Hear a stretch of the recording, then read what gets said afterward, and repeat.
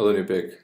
So I just wanted to respond to this email that David Ray sent with a link to this page on predicting crime data like Minority Report style. It's not a very good view here, but point being that I think we have a lot of data in Riverview that we might be able to use to do this sort of thing. Not exactly like predicting there will be a crime at this coordinate at this point in time and it will be larceny. That's pretty specific, but we do have things like this SFPF incidents that contains a lot of data, a whole lot of data. I think hundreds of, only 50,000 rows of data, but that's still decent over the past few months. What it plots is, this is the last 500 crimes reported or incidents that the police department have taken note of. But there is a way to aggregate this. And this was last updated several days ago, so it doesn't get updated all the time. 2 weeks ago, apparently. But it does get updated every few weeks. There's a link here that says see last 3 months of data aggregated every 1 day. So I'm going to click that. This runs an aggregation on the server. It takes a little while sometimes, but it will basically query the last 3 months and then show you a chart that is a count of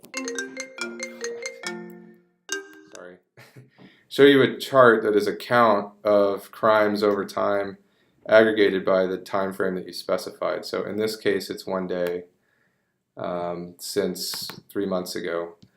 But you can imagine trying to find patterns in this over time. We have some better streams that might be that'll contain better data for that sort of thing, especially the 311 calls, because there's a definite human behavior element here, just based on the day of week. For example, and I pointed this out on our chat room too. Here's 311 calls for people calling to have tree debris removed from the street or wherever, somewhere by the city.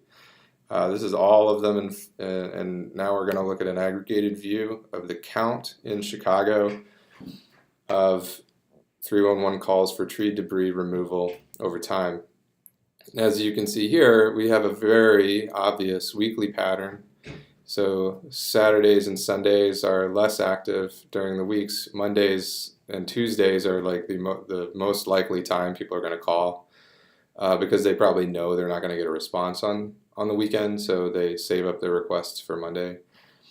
So there's definitely a pattern here that could be deciphered. And if you look at this huge spike on this particular day, that was right after a large storm passed through the area a couple days prior, which was on a weekend, so that I assume this is probably a Monday.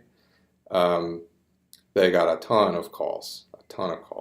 So interesting data here that could be used to potentially predict the number of events that might occur within a geographical area if you have enough historical data. And in the case of several of these rivers, this one, for example, has 2 years worth of data.